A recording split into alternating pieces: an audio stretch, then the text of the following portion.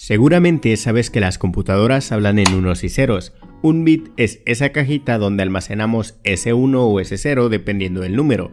Si tenemos, por ejemplo, 5 bits, significa que aquí tenemos 1, 2, 4, 8 y 16, por lo cual el número más grande que podemos almacenar en 5 bits es 31.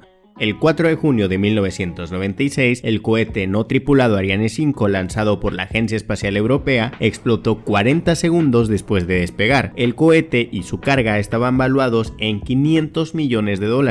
Un comité investigó las causas de la explosión y en 2 semanas emitió un reporte. La causa de la falla fue un error de software en el sistema de referencia inercial, específicamente una variable float de 64 bits que almacenaba velocidad horizontal del cohete con respecto a la plataforma, pues este valor fue convertido a un entero con signo de 16 bits. El número entero resultó mayor que 32.768, que es el entero más grande que puedes almacenar en 16 bits, fallando brutalmente la conversión. Básicamente quisieron guardar a un dinosaurio en una jaula de ratones. Así que hoy hablaremos de errores en los métodos numéricos.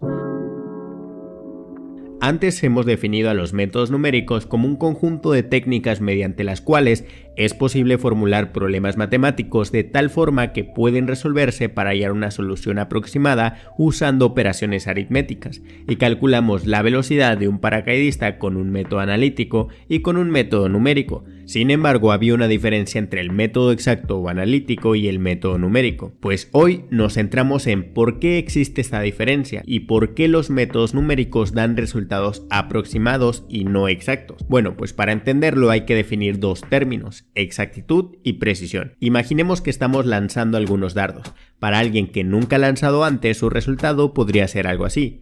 Como ves, esto no es ni exacto ni preciso. Pero para alguien que ya es un experto, su resultado podría verse así. Su juego es muy preciso y muy exacto. Sin embargo, también podríamos encontrarnos con alguien que pueda resultar así. En este caso, su juego tiene mucha precisión al momento de tirar porque todos los puntos son cercanos entre sí, pero poca exactitud porque todos los puntos están lejos del punto central al que queremos atinarle. De otra forma, podríamos tener un juego así. En este caso, tenemos que los puntos son más cercanos al punto exacto, pero con menos precisión entre ellos. Bueno, pues en este caso, la exactitud hace referencia a la cercanía de un valor medido o calculado con un valor real, es decir, la cercanía de nuestros dardos con darle al blanco, mientras que la precisión en este caso se refiere más a la cercanía entre los valores, es decir, la cercanía entre todos los dardos. Esta analogía de la puntería es similar a lo que sucede con los métodos numéricos. De hecho, podríamos decir que lo que llamamos lanzar un dardo en realidad será más adelante calcular un valor,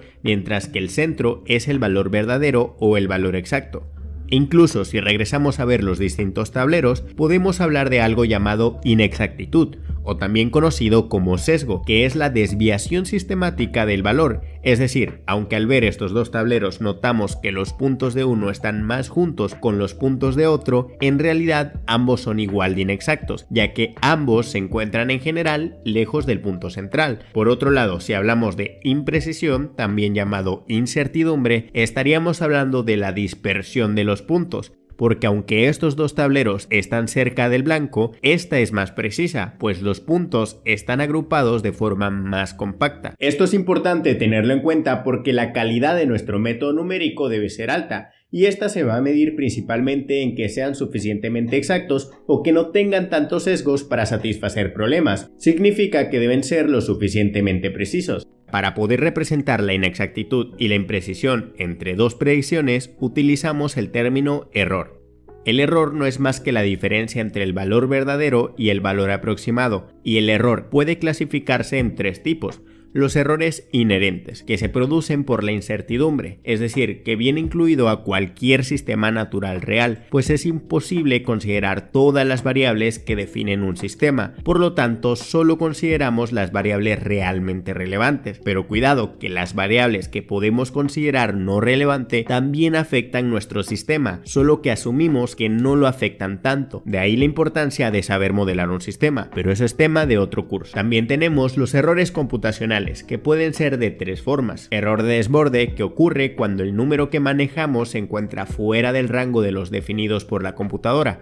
Verás, dentro de la computadora los números se manejan en bits y en algunos lenguajes de programación hay que especificar el tipo de variable en el que manejamos el número. Una variable de tipo entero, por ejemplo, está en el rango de -2 a la 31 y 2 a la 31. Para esta variable no existe número mayor a este, por lo tanto intentar guardar un número mayor al límite es un error que puede tirar un cohete como el Ariane 5.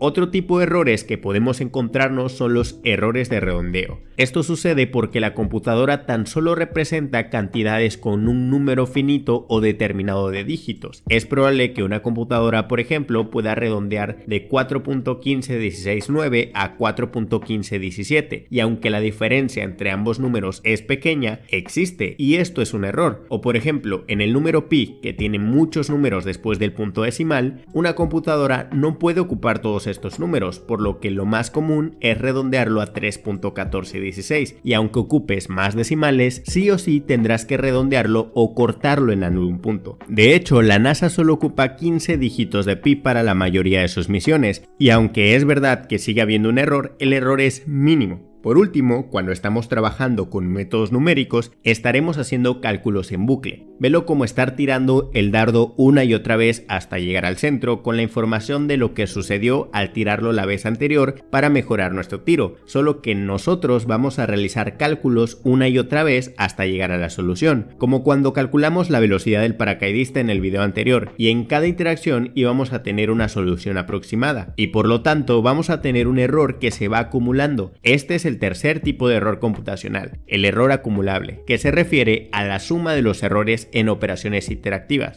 Ahora, estos errores están presentes en casi todo método numérico, y como este curso no se basa en computación o en cómo trabajan específicamente las computadoras, basta con que seas consciente de que existen estos errores al momento de utilizar estos métodos, y aunque generalmente estos errores son admisibles, depende mucho del uso que le estés dando. Por otro lado, también podemos tener errores de métodos, y mucha atención que estos son los que más nos van a interesar. Como ya dijimos, al resolver un método numérico vamos a tener muchas iteraciones, velo como si fuese armar un rompecabezas pieza por pieza. Sin embargo, la mayoría de veces no habrá solución exacta, sino aproximada. Significa que armaremos el rompecabezas lo suficientemente bien para ver qué imagen tiene, sin embargo algunas piezas quedarán sin armar. La solución del método numérico será la suma de las pequeñas soluciones, pero al no armar el rompecabezas completamente dejaremos piezas fuera, vamos a truncar esta cadena y por lo tanto habrá un error de truncamiento. Si quisiéramos saber el valor de este residuo podemos ocupar algo llamado la serie de Taylor, pero esto es un tanto complejo de explicar y apenas vamos iniciando, así que solo te lo dejo aquí para que sepas que existe, porque aún no estamos listos para tener esta charla, pero sí que podemos calcular este residuo de una forma más fácil. Mira esto, la solución real va a ser igual a la solución aproximada que calculemos más el error causado por el truncamiento. Entonces, si conocemos la solución real, podemos calcular el error causado con una simple resta que de hecho define el concepto. El error es la diferencia entre el valor real y el valor aproximado. Una desventaja de esta definición es que no considera el orden de la magnitud que se estima. Por ejemplo, un error de 1 centímetro es mucho más importante si se está midiendo un tornillo a que si se está midiendo un puente. Para esto, una manera de tomar en cuenta estas magnitudes consiste en normalizar el error considerando al valor verdadero, es decir, el valor relativo fraccionar verdadero es igual al error verdadero dividido entre el valor verdadero, donde el error verdadero es la diferencia entre el valor verdadero y el valor aproximado. Ahora, esto nos va a dar un valor decimal, pero si quisiéramos verlos en términos de porcentaje, simplemente multiplicamos por 100. El error relativo porcentual es igual a la diferencia entre el valor real y el valor aproximado dividido entre el valor real multiplicado por 100. Ahora sí, veamos por qué el error de 1 centímetro es mucho más importante si se está midiendo un tornillo a que si se está midiendo un puente.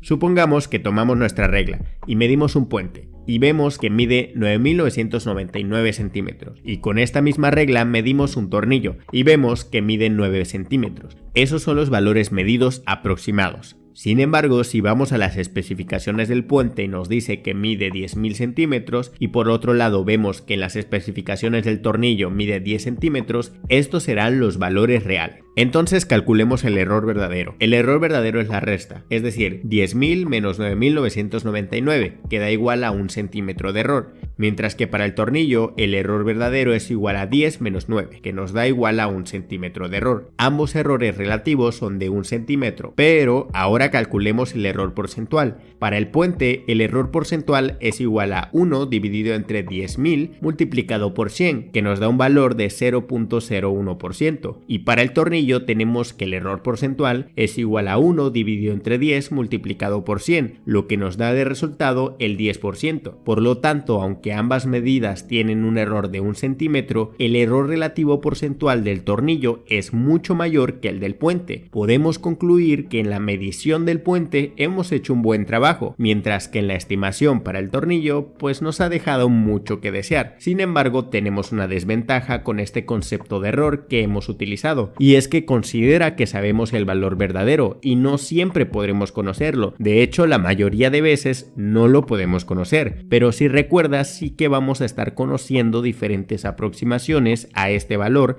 en cada interacción cuando ocupemos un método numérico. Vamos actualizando la aproximación actual y la aproximación anterior. Por lo tanto, podemos definir el error en un método numérico utilizando la mejor estimación posible. El error va a ser igual a la aproximación actual menos la aproximación anterior. Como esta diferencia puede dar un número negativo, podemos tomar el error absoluto, es decir, solo el valor absoluto de esta resta para no tener que lidiar con negativos. Y el error relativo podemos conocerlo con este nuevo concepto de error dividiéndolo entre la aproximación actual, y si queremos expresarlo en error relativo porcentual solo multiplicamos por 100. En una forma más compacta, todo esto lo podemos representar así. Este error es muy importante porque lo vamos a utilizar de criterio para saber qué tan buena es una aproximación, pero me estoy adelantando. En el siguiente video veremos los métodos numéricos para encontrar la raíz de una ecuación no lineal. Y esto fue todo por el video de hoy. Muchas gracias por tu suscripción. Si tienes dudas, puedes escribirlo en los comentarios. No olvides seguirnos en nuestras redes sociales. Puedes ayudarnos compartiendo el video con alguien que le pueda servir. También tenemos un Patreon, links en la descripción. Y muchas gracias por vernos.